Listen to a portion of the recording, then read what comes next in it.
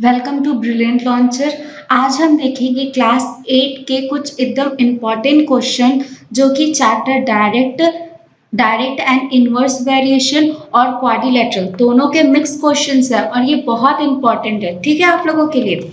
चलिए आइए स्टार्ट करते हैं। हाँ, और पहली बात, अगर आप लोगों ने इस चैनल को सब्सक्राइब नहीं किया होगा तो प्लीज सब्सक्राइब कर लीजिए फॉर मोर इंटरेस्टिंग वीडियोस।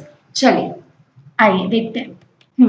हमारा फर्स्ट क्वेश्चन है, अ train is moving at a uniform speed of 100 kilometre per hour. How for will it travel in 20 minutes. है ना, मतलब हमको बोल रहा है कि एक ट्रेन है वो मूव कर रहा है 1 आवर में कितना किलोमीटर, 100 किलोमीटर। 1 आवर में कितने स्पीड से जा रहा है वो, 100 किलोमीटर। मतलब हर घंटे उसकी स्पीड क्या कांस्टेंट है, कितने, 100 किलोमीटर। ठीक है, अब will it travel in 20 minute.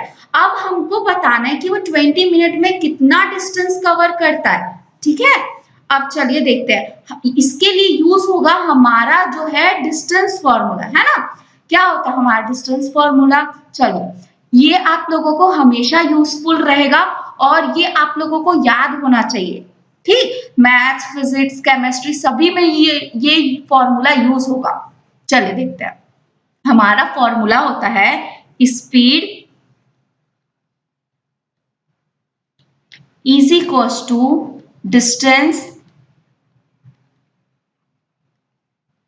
Distance upon time. ठीक है, अब हमको इसमें निकालना क्या है, देखो हमको क्या दे दी गई है, हमको स्पीड दे दी गई है। स्पीड कितना दिया है, 100 किलोमीटर पर आवर, है ना। और देखो टाइम दिया है 20 मिनट दिया है ना, टाइम दिया है कितना दिया है, 20 मिनट। तो हमको निकालना क्या है, ऑफ कोर्स देख लो, स्पीड हो गया, स्पीड हो गया, टाइम हो गया, तो हमको क्या निकालना है, डिस्टेंस। डिस्टेंस फाइंड आउट करनी है ना। ठीक, तो अब हमको किसके लिए फॉर्मूला चाहिए, हमको चाहिए डिस्टेंस के लिए फॉर्मूला। तो देखो जिसके लिए फॉर्मूला चाहिए उसको बस अकेले रखना है, बाकी को उधर ट्रांसफर कर दो। जैसे हमको डिस्टेंस के लिए चाहिए और डिस्टेंस के साथ टाइम है ना, तो टाइम को हम उधर ट्रांसफर कर देंगे। तो इधर वो डिवाइड में है तो उधर जाएगा, इक्वल के उधर तो क्या होगा, मल्टीप्लाई में होगा। तो हमारा डिस्टेंस का फॉर्मूला क्या बन गया बच्चों, देखो distance is equals to speed into time, बन गया। ऐसे ही आप टाइम के लिए भी फॉर्मूला बना सकते हो, स्पीड के लिए भी बना सकते हो। ठीक है, अब देखो यहाँ पे एक और बात, हमको स्पीड स्पीड किस में दी है, किलोमीटर पर आवर में दी है, लेकिन हमारा टाइम किस में है, मिनट में है, मिनट में है ना। तो हमको क्या करना है, जो मिनट में है उसको किस में कन्वर्ट करना है, आवर में कन्वर्ट करना है। ठीक है, आइए करते हैं। देखो क्या होता है हमारा 60 minute, 60 minute is equal to कितना होगा, 100 किलोमीटर, सॉरी, हमारा 60 मिनट इज इक्वल टू कितना होता है, 1 आवर होता है ना, कितना होता है 60 minute is equal to 1 hour. अब हमको चाहिए, अब देखो हम 60 मिनट को क्या लिख सकते हैं, 60 × 1 लिख सकते हैं, तब भी तो 60 मिनट आएगा कि नहीं आएगा, आएगा ना। देखना ये एकदम इजी ट्रिक है। देखो अब हमको 1 मिनट का निकालना है, अगर हम 1 मिनट का निकाल लेते हैं फिर उसमें 20 का मल्टीप्लाई कर देंगे तो 20 मिनट का निकल जाएगा ना। बस तो हम 1 मिनट का निकालते हैं। देखो 1 मिनट इज इक्वल टू कितना होगा, 1/60 आवर होगा। अब ये कैसे पता चला, देखो ये 60 इधर मल्टीप्लाई में था 1 के साथ, हम उसको ले गए उधर इक्वल के उधर, तो क्या हो जाएगा, डिवाइड में हो जाएगा। क्लियर है इतना। तो 1 मिनट इज इक्वल टू कितना आया, 1/60 आवर। अब हमको कितने का निकालना है, हमको देखना, आप ये फॉर्मूला को हम बॉक्स में बंद कर देते हैं। ठीक है, नीचे वाले को भी आप लोग बंद कर लीजिएगा।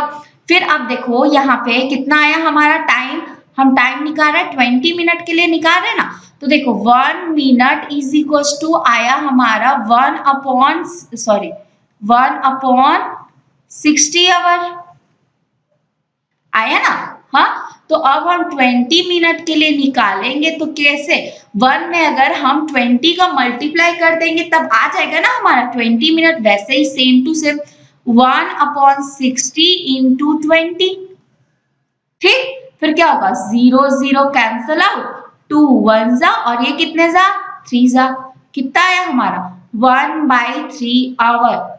मतलब 20 मिनट इज इक्वल टू होता है 1/3 आवर। ठीक है, अब हम ये क्वेश्चन सॉल्व करते हैं।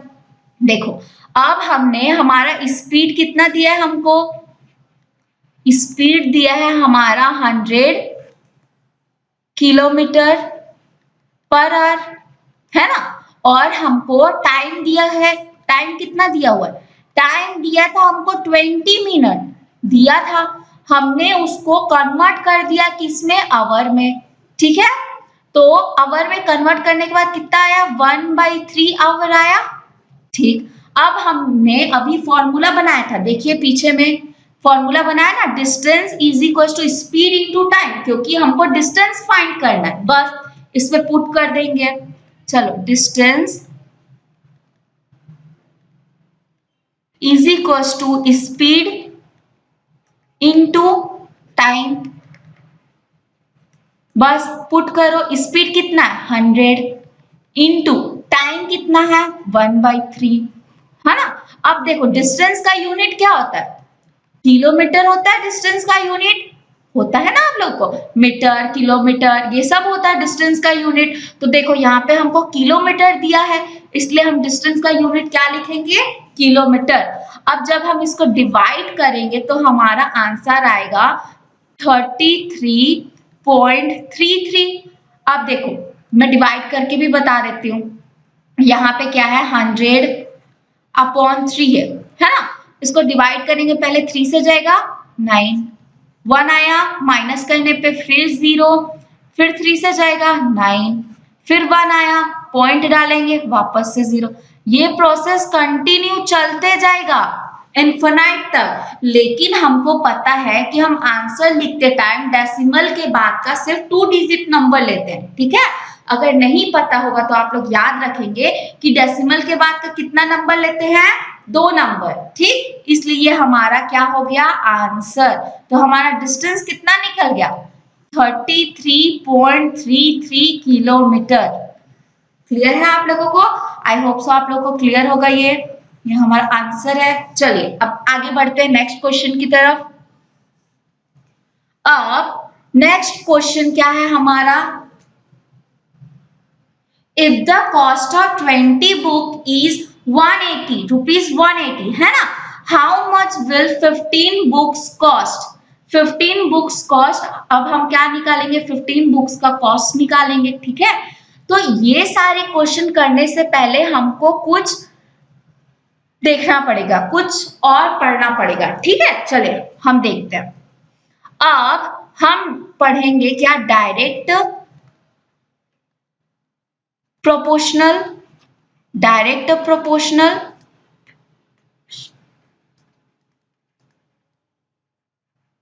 और क्या, इनवर्स प्रोपोर्शनल, ठीक है। ये समझना बहुत जरूरी है, ये क्वेश्चंस आगे के क्वेश्चन सॉल्व करने के लिए, ठीक। अब देखो, डायरेक्ट प्रोपोर्शनल और इनवर्स प्रोपोर्शनल क्या होता है। देखो, एक क्वेश्चन है यहाँ पे, मान लो हमको बोलता है डायरेक्ट प्रोपोर्शनल, जैसे कि आप लोग शॉप जाते हैं, शॉप जाते हैं ना, और वहां आप लोग क्या खरीदते हैं, 2 kg शुगर, 2 kg शुगर खरीदे।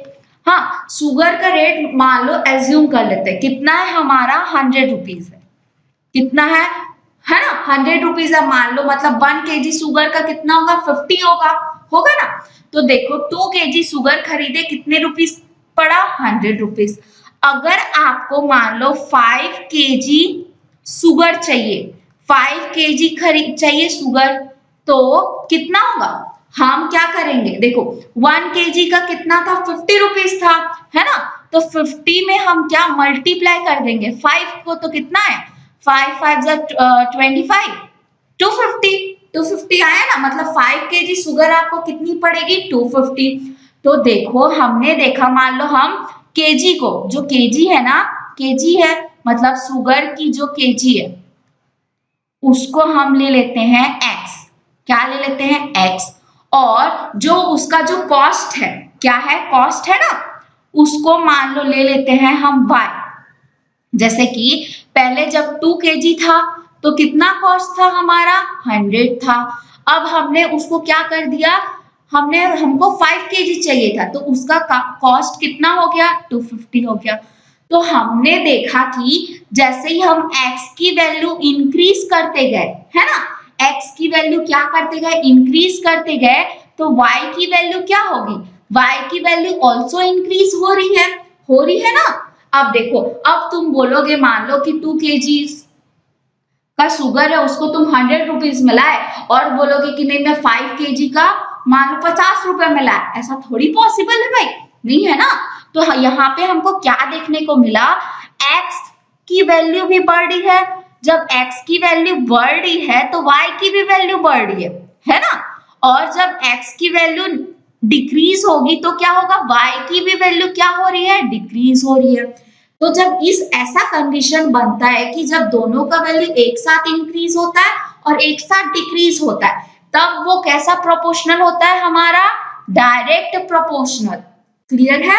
अब इसका हम वो बना देते हैं, इसका रिलेशन कैसे बनता है, इसका रिलेशन बनता है x1 upon y1 is equal to x2 upon y2। मतलब इससे आपको समझ नहीं आएगा, देखो ये x का लाइन है तो हम इसको, एक सेकेंड ना मैं इंक चेंज कर देती हूँ। तो देखो ये क्या है, तो इसको, ये x का लाइन है तो इसको हम लोग लेते थे x1, इसको ले लेते हैं x2, सेम इसको ले लेते हैं y1, इसको ले लेते हैं y2। ठीक है। अब जैसे और इसके आगे होगा उसको हम लोग ले लेंगे x और ले सकते हैं ना, x3 ले सकते हैं, y3 ले सकते हैं, ऐसे इंक्रीज होते जाएगा वो।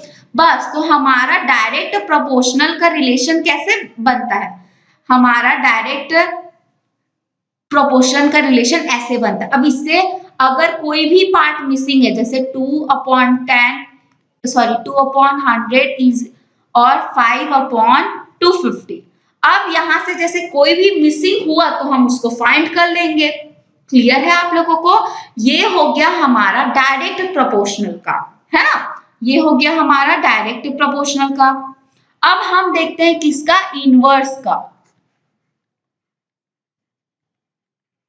इनवर्स में क्या होता है, इनवर्स में सेम वैसे ही हमने क्या लिया। अब इनवर्स का एग्जांपल देती हूँ, जैसे वर्कर्स, हमको कोई भी काम कराना है ना, जैसे कि कोई मतलब फार्मर्स हैं। अब फार्मर्स जाते हैं, उनको कुछ काम रहता है, जैसे मतलब धान कटाई, है ना, जो धान है क्रॉप है उसको क्या करना है, उसको अलग करना है, फील्ड से अलग करना है। तो जैसे मान लो हमारे पास वर्कर्स ये वर्कर्स है, मान लो 5 वर्कर्स है ना, तो उनको टाइम कितना लग रहा है, मान लो 5 वर्कर्स है और उनको काम कंप्लीट करने में मान लो 10 डेज लग रहा है, 10 डेज लग रहे हैं, है ना। अब जैसे कि हमने वर्कर्स बढ़ा दिए, मान लो हमने वर्कर्स कितने कर देंगे 8 कर दिए, तो हमको टाइम कम लगेगा ना, वो काम को कंप्लीट करने में कम लग रहा है। मान लो हम एज्यूम कर लेते कितना लगेगा, हमने इंक्रीज कर दिया तो मान लो 7 डेज लग रहे हैं, मतलब 7 डेज में कंप्लीट हो जा रहा है काम, जो 10 डेज लग रहे थे 5 वर्कर के लिए। अब हमने वर्कर को इंक्रीज कर दिया तो कितने डेज लग रहे हैं, 7 डेज लग रहे हैं ना। तो जैसे हम वर्कर्स को वही सेम x ले लेते हैं और टाइम को ले लेते हैं y। ठीक है, तो देखो x क्या है 5 है, अब इधर x इंक्रीज हुआ ना, x इंक्रीज हुआ तो देखो y पहले 10 था, लेकिन फिर जब दूसरे में गया, जब x इंक्रीज हुआ तो y क्या हो गया, डिक्रीज हो गया, डिक्रीज हो गया ना। तो इसको बोलेंगे हम इनवर्स प्रोपोर्शनल। क्लियर है आपको, देखो डायरेक्ट प्रोपोर्शनल में x की वैल्यू बढ़ती थी तो y की भी वैल्यू बढ़ती थी ना, लेकिन इनवर्स में जब x की वैल्यू बढ़ रही है तो y की वैल्यू कम हो रही है। ठीक, समझ आया ना, इसी को हम बोलेंगे इनवर्स। तो इसका रिलेशन कैसे बनता है, इसका रिलेशन बनेगा x1 into y1 is equal to x2 into y2। Same ऐसे ही आगे बढ़ते जाएगा। अगर मान लो इधर और रहा, इधर भी और रहा, तो क्या करेंगे, is equal to x3 into y3, ऐसे ही जाते जाएगा। ठीक है, तो इसका रिलेशन ये बनता है। अब हमको सेम पुट अप कर देंगे। आपको पता है ना, इसको हम क्या लेते हैं, इसको x1 लेते हैं, इसको y1 लेते हैं, इसको क्या लेते हैं, इसको x2 लेते हैं, इसको y2 लेते हैं। ठीक, अब इस पे हम पुट अप करते जाएंगे। जैसे 5 into 10 is equal to 8 into 7। अब मान लो ये दोनों में से कोई भी एक टर्म मिसिंग होगा तो हम उसको इजिली फाइंड कर लेंगे ना। चलिए अब इसी टाइप के हम क्वेश्चंस देखते हैं। चलिए देखते हैं। If the cost of 20 book है ना, कॉस्ट ऑफ 20 बुक इज ₹180, फिर how much will 15 book cost. देख, याद रखना जो हमको पहले दिया है ना, सबसे पहले क्या लिखा है, 20 बुक्स लिखे है ना, तो हम बुक्स को क्या लेंगे, x लेंगे। ठीक, हम पहले टेबल बना लेते हैं, टेबल बनाते हैं यहाँ पे।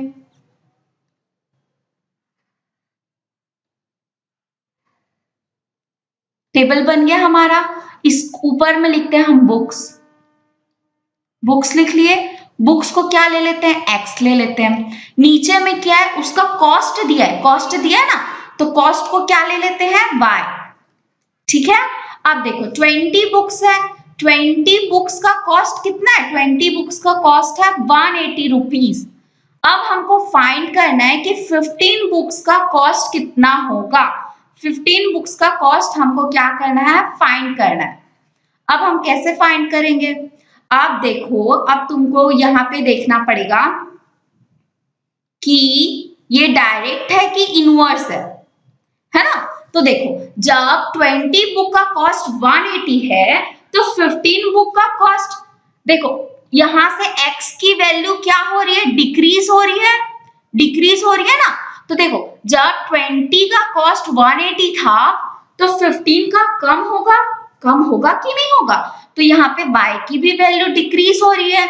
अब मतलब दोनों एक ही साइड पे, मतलब दोनों डिक्रीज हो रहे हैं, तो कौन सा प्रोपोर्शनल है हमारा, डायरेक्ट प्रोपोर्शनल है, डायरेक्ट प्रोपोर्शनल है ना। तो डायरेक्ट प्रोपोर्शनल का कंडीशन क्या होता है, x1 upon y1 is equal to x2 upon y2 होता है ना। और x1 क्या है, यही तो हमारा x1 है, और ये क्या है, y1 है, ये क्या है, x2 है, ये क्या है, y2 है। बस पुट अप कर दो कंडीशन में, क्या हो गया, x1 upon y1 is equal to x2 upon y2। करो put up, 20 upon 180 is equal to 15 upon, ये यही तो फाइंड करना है, तो इसको हम y2 ले लेते हैं। हाँ, बहुत सारे जगह में इसको अलग अलग तरीके से इंडिकेट किया जाएगा। ठीक है, कहीं पे x y, ये इजी तरीका है, तो आप लोग इसको फॉलो कर सकते हैं। ठीक, अब देखो, अब इसका क्या करेंगे, हम यहां से हम इसको क्रॉस मल्टीप्लाई कर देंगे, क्रॉस मल्टीप्लाई कर दो। क्रॉस मल्टीप्लाई करेंगे तो कितना आएगा, 20/2 इज इक्वल टू 15 इंटू 180 होगा। हम एक और काम कर सकते हैं, देखो ये 20 है, दोनों ऊपर नीचे 0 0 है ना, तो 0 0 को हम कैंसिल कर देते हैं। कैंसिल कर दे तो यहां से मैं 0 0 को मिटा देती हूँ। ठीक है, यहां से भी मिटा देती हूँ। क्लियर है आप लोगों को, चलिए आगे बढ़ते हैं। अब ये हो गया इतना, अब हम इसकी वैल्यू निकाल लेते हैं। y2 इज इक्वल टू कितना होगा, 15 इंटू 180 अपॉन 2 होगा ना। देखो y2 के साथ ये मल्टीप्लाई में, तो इधर क्या तो डिवाइड हो जाएगा, होगा। अब देखो, एक सजेशन मानना कि इसको साथ में इंटू नहीं कर देना। जब अगर हम साथ में इंटू कर देंगे ना, तो हमको कटाने में बहुत डिफिकल्टी जाएगा, इसीलिए आप ऐसे अलग अलग ही रखना। ठीक है, देखो अब ये इजिली कट जाएगा, 2 1 जा और ये कितने जा 9 जा। अब हम इसको मल्टीप्लाई कर देंगे, 9 5 जा कितना होता है 45, 5 4 कैरी, 9 1 जा 9 प्लस 4 135 आ गया। देखो ये कम आया ना, 180 से कम आया, मतलब 15 बुक्स का कॉस्ट कितना होगा 135। तो हम यहाँ पे लिख देंगे cost of 15 books is equal to rupees 135। Clear है आप लोगों को? चलो आगे बढ़ते हैं। हमारा नेक्स्ट क्वेश्चन बोल रहा है if 15 man can do a work in 12 days, है ना, तो how many man will do the same work in 6 days. देखो पहले क्या आया 15 मैन आया, तो हम x कितने को लेंगे वर्कर्स को लेंगे, वर्कर्स को क्या लेंगे x लेंगे ना। चलिए टेबल बनाते हैं, workers is equal to x, है ना, और डेज को हम क्या ले लेते हैं y ले लेते हैं, डेज को क्या ले लिए y। 15 वर्कर्स कितने डे में बना रहे हैं, काम कर रहे हैं 12 डे में। हमको बताना 6 डेज बोला है ना, 6 डेज, तो डेज किधर है नीचे है ना भाई, तो हम 6 डेज नीचे लिखेंगे। अब ये हमारा क्या था, ये था हमारा,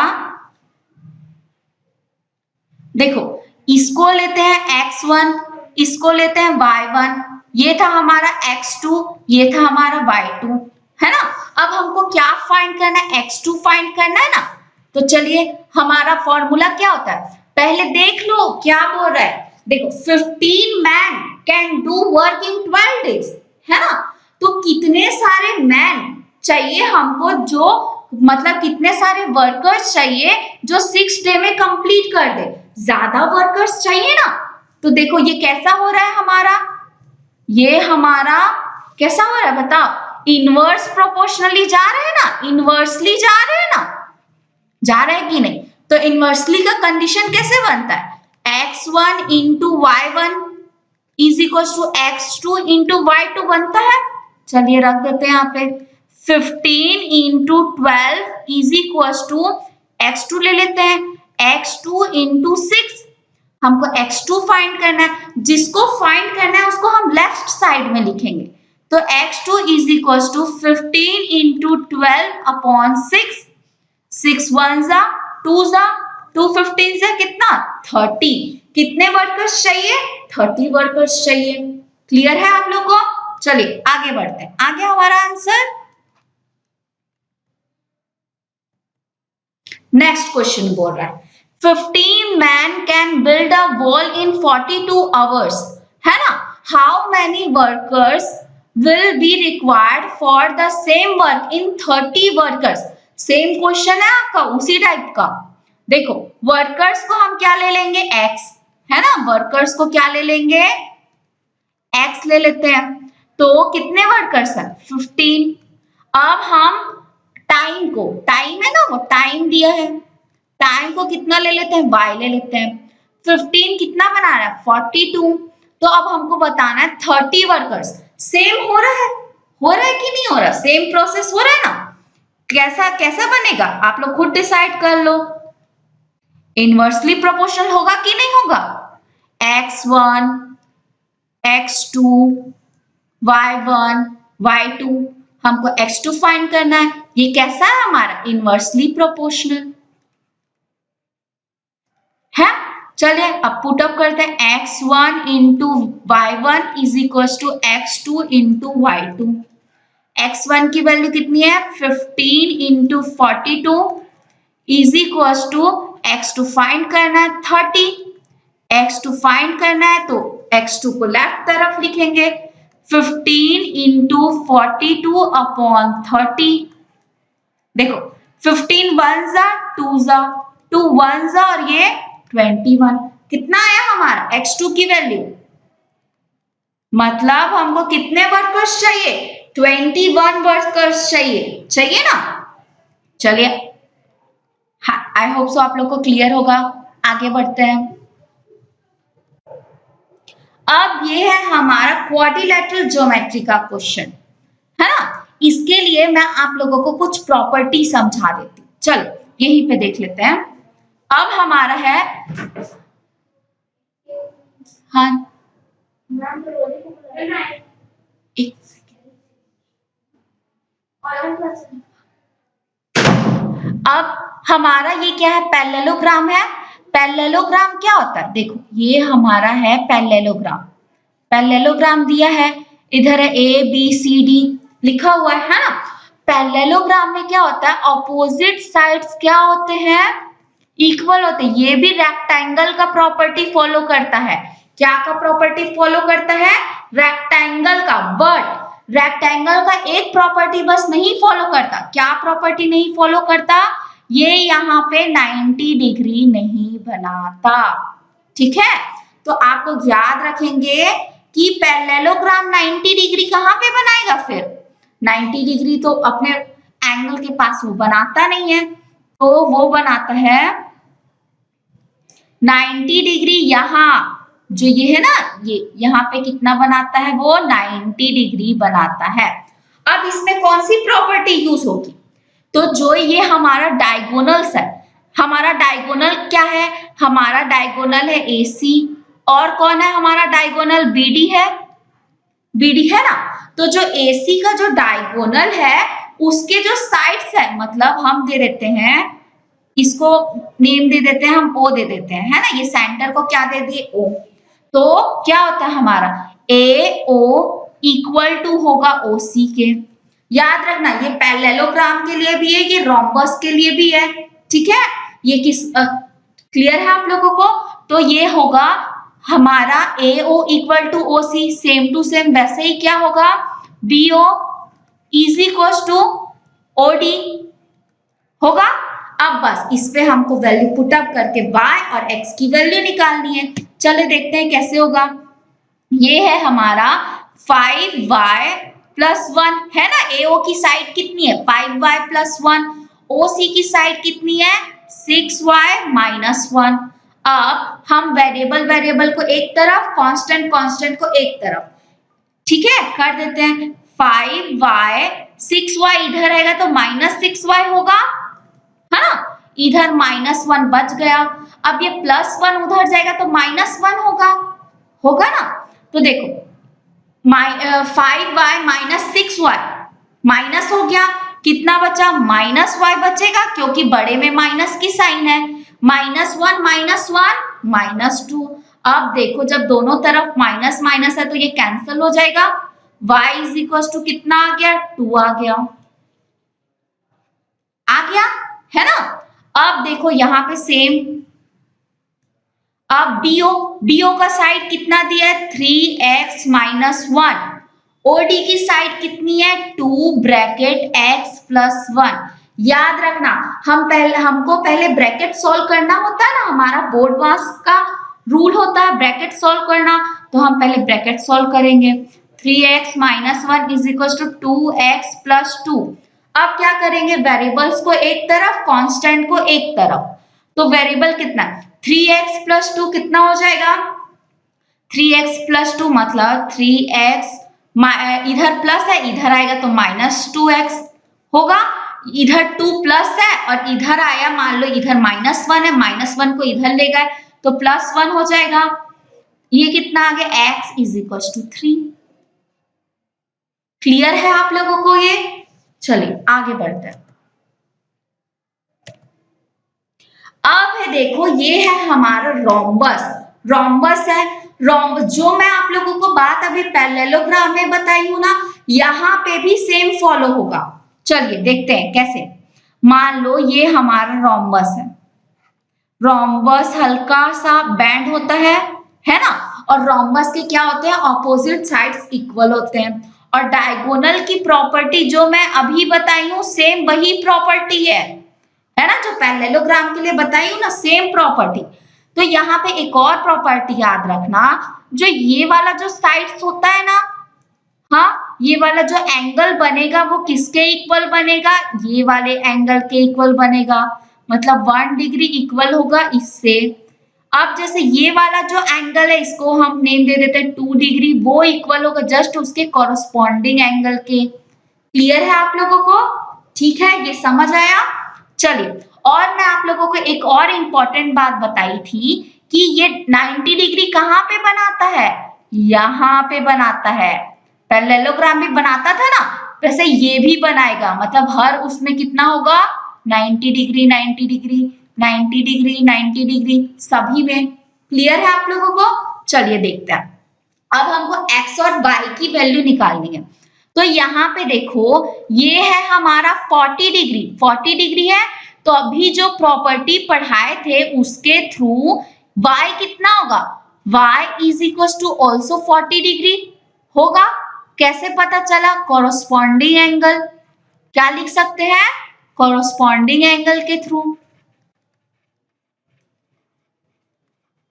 ठीक है, अब y is equal to 40 degree हो गया।